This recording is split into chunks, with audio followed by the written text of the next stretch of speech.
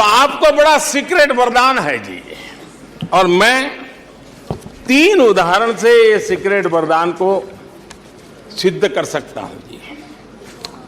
आपको ध्यान होगा कि इन लोगों ने कहा था बैंकिंग सेक्टर के लिए, बैंकिंग सेक्टर डूब जाएगा, बैंकिंग सेक्टर तबाह हो जाएगा, देश खत्म हो जाएगा, देश बर्बाद हो जाएगा, न जाने क्या क्या कहा था। और बड़े बड़े विद्वानों को विदेशों से ले आते थे, उनसे कहलवाते थे ताकि उनकी बात कोई न माने तो शायद उनकी मान ले। हमारे बैंकों की सेहत को लेकर के भांति भांति की निराशा, अफवाह फैलाने का काम इन्होंने पुरजोश किया। और जब इन्होंने बुरा चाहा बैंकों का, तो हुआ क्या? हमारी public sector banks net profit 2 गुने से ज्यादा हो गया। इन लोगों ने फोन बैंकिंग घोटाले की बात, इसके कारण देश को एनपीए के गंभीर संकट में डुबो दिया था। बीते दिनों की बात हो रही है, लेकिन आज जो उन्होंने एनपीए का अंबर लगा के गए थे, उसको भी पार कर करके हम एक नई ताकत के साथ निकल चुके हैं। और आज सुबह निर्मला जी ने विस्तार से बताया है कि कितना प्रॉफिट हुआ है। दूसरा उदाहरण, हमारे डिफेंस के हेलीकॉप्टर बनाने वाली सरकारी कंपनी HAL,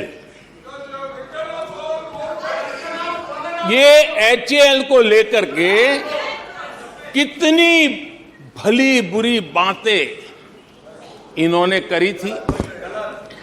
क्या कुछ नहीं कहा गया था HAL के लिए, और इसका दुनिया पे बहुत नुकसान करने वाली भाषा का प्रयोग किया गया था।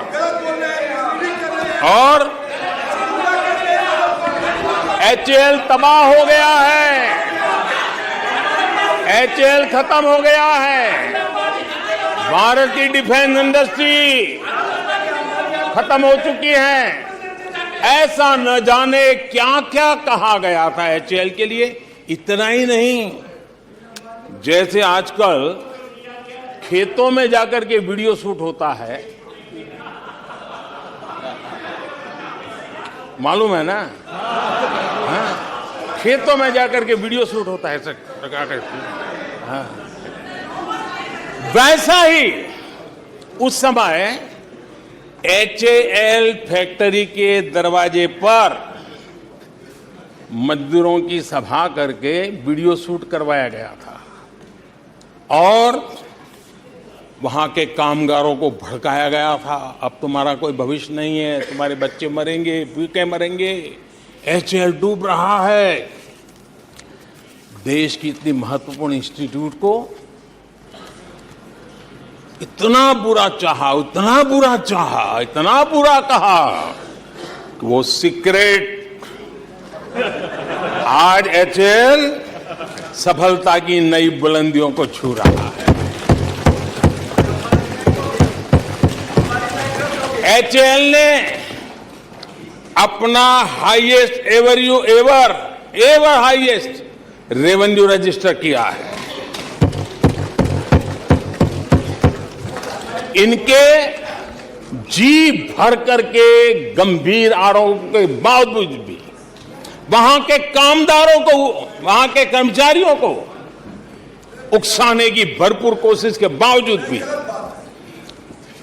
आज HAL देश की आन बान शान बन के उठ रहा है। आदरणीय अध्यक्ष जी, जिसका बुरा चाहते हैं वो कैसे आगे बढ़ता है, मैं तीसरा उदाहरण देता हूं। आप जानते हैं LIC के लिए क्या क्या कहा गया था? LIC बर्बाद हो गई, गरीबों के पैसे डूब रहे हैं, गरीब कहां जाएगा, बेचारे ने बड़ी मेहनत से LIC में पैसा डाला है। क्या कहें, जितनी उनकी कल्पना शक्ति थी, जितने उनके दरबारियों ने कागज पकड़ा दिए थे, सारे बोल लेते थे वो, सारे बोल लेते थे। लेकिन आज LIC लगातार मजबूत हो रही है। शेयर मार्केट में रुचि रखने वाले को भी ये गुरु मंत्र है कि जो सरकारी कंपनियों को ये लोग गाली देना, आप उसमें दांव लगा दीजिए साहब, अच्छा ही होने वाला है।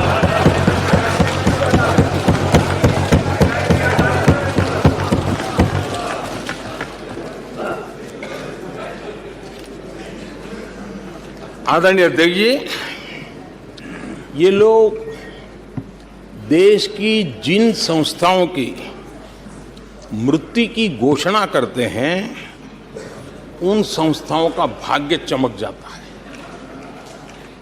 और मुझे विश्वास है कि ये जैसे देश को कोसते हैं, लोकतंत्र को कोसते हैं, मेरा पक्का विश्वास है देश भी मजबूत होने वाला है, लोकतंत्र भी मजबूत होने वाला है, और हम तो होने ही वाले हैं। आदरणीय अध्यक्ष जी, ये वो लोग हैं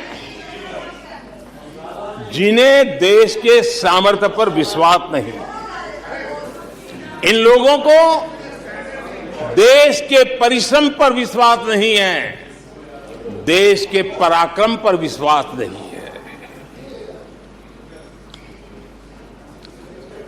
कुछ दिन पहले मैंने कहा था कि हमारी सरकार के अगले टर्म में, तीसरे टर्म में,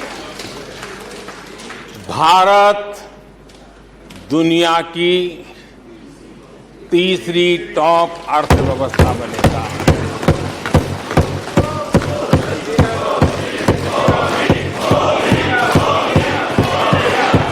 आदरणीय अध्यक्ष जी, आदरणीय अध्यक्ष जी, अब देश के भविष्य पर थोड़ा सा भी भरोसा होता जब हम ये क्लेम करते हैं कि हम आने वाले 5 साल में, नए तीसरे टर्म में, हम देश की इकोनॉमी को तीसरे पर लाएंगे। तो एक जिम्मेवार विपक्ष क्या करता? वो सवाल पूछता, अच्छा भाई बताओ, निर्मला जी बताओ कैसे करने वाले हो, अच्छा मोदी जी बताओ कैसे करने वाले हो, आपका रोड मैप बताओ। ऐसा करते। अब ये भी मुझे सिखाना पड़ रहा है। लेकिन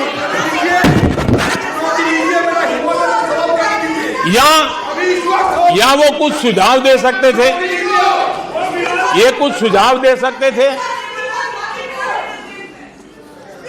या फिर कहते हम चुनाव में जनता के बीच जाकर के बताएंगे कि ये तीसरे की बात करते हैं, हम तो 1 नंबर पे लेके आएंगे, और ऐसे ऐसे लेके कुछ तो करते यार। लेकिन हमारे विपक्ष की त्रासदी ये है, और उनके राजनीतिक विमर्श पर गौर कीजिए। कांग्रेस के लोग क्या कह रहे हैं? अब देखिए कितना कल्पना दारिद्र्य है। इतने सालों तक सत्ता में रहने के बाद भी क्या अनुभवताहीन बातें सुनने को मिल रही है जी। क्या कहते हैं ये कहते हैं इस लक्ष्य तक पहुंचने कुछ करने की जरूरत नहीं, ऐसे ही होने वाला है तीसरे नंबर पे। बताओ, मुझे लगता है कि इसी सोच के कारण वो सोते रहे इतने सालों तक, तो अपने आप होने वाला है। वो कहते हैं बिना कुछ किए तीसरे पहुंच जाएंगे, और कांग्रेस की माने अगर सब कुछ अपने आप ही हो जाने वाला है, इसका मतलब है कांग्रेस के पास न नीति है, न नियत है, न विजन है, न वैश्विक अर्थव्यवस्था की समझ है, और न ही भारत के अर्थ जगत के ताकत का पता है। और इसलिए सोए सब हो जाएगा। यही एक आदरणीय अध्यक्ष जी, ये वजह है